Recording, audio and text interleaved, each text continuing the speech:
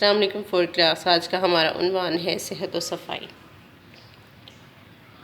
صفائی نصف ایمان ہے۔ اللہ تعالیٰ نے قرآن مجید میں فرمایا ہے، بے شک اللہ پاک صاف رہنے والوں کو پسند کرتا ہے۔ صحت مند رہنے کے لیے اور تندرست رہنے کے لیے صفائی کی بے حد ضرورت ہے۔ زندگی کا لطف اٹھانے کے لیے عمدہ صحت کا ہونا ضروری ہے۔ صفائی کے بارے میں جاننے کے لیے اہم ذریعہ اخبارات اور رسائل ہیں۔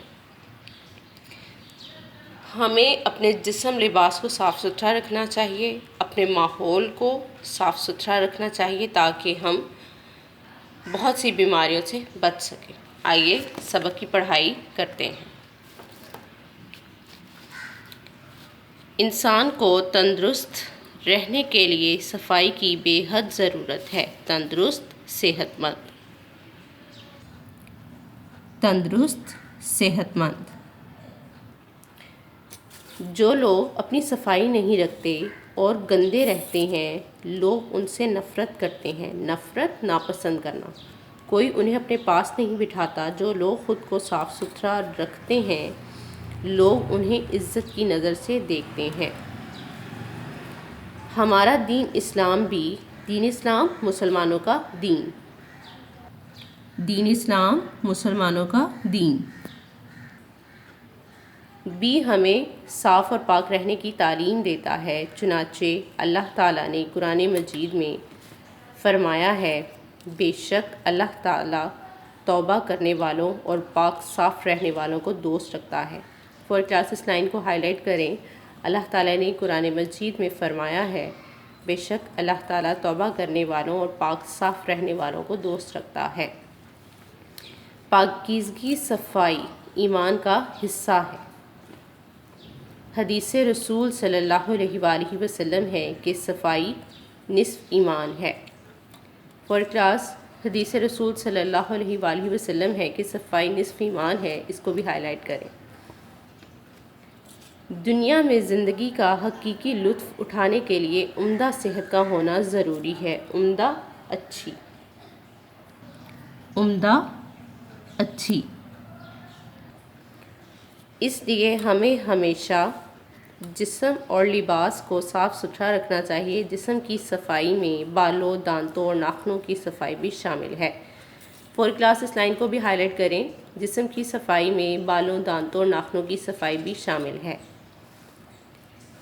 ہر روز صابن سے نہانا، بالوں کو دھونا، مسواک یا ٹوتھ برش کرنا اور ہر ہفتے ناخنوں کو کٹواتے رہنا بھی صحت مند رہنے کے لیے نہایت ضروری ہے۔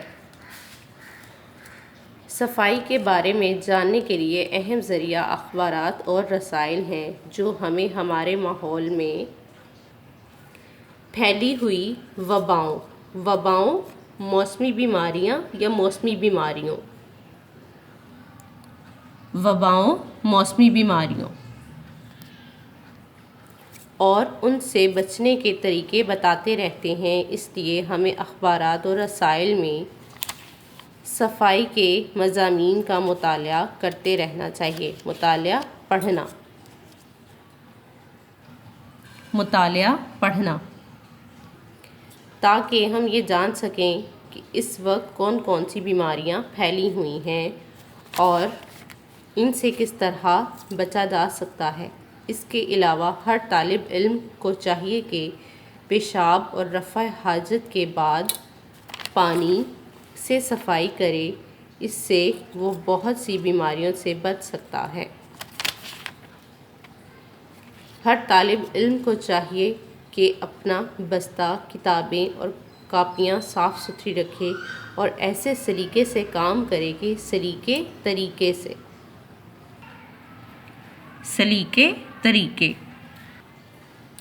کام کرے کہ تمام لوگ اس کی صفائی کو پسند کریں۔ جو لوگ صاف ستھرا رہتے ہیں اور اپنا ماحول صاف ستھرا رکھتے ہیں، وہ صحت مند رہتے ہیں اور کوئی بیماری بھی ان کے نزدیک نہیں آتی۔ وہ چاق و چوبند رہتے ہیں۔ چاق و چوبند، چست۔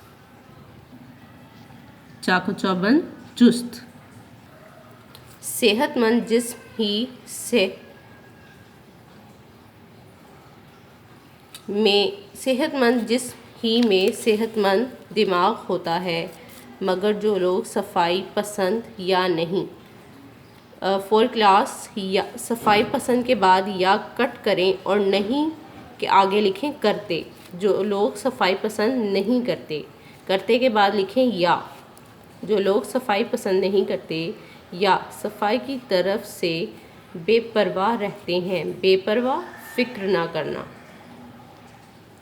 ان کی صحت بھی خراب رہتی ہے اور وہ اکثر بیمار پڑ جاتے ہیں۔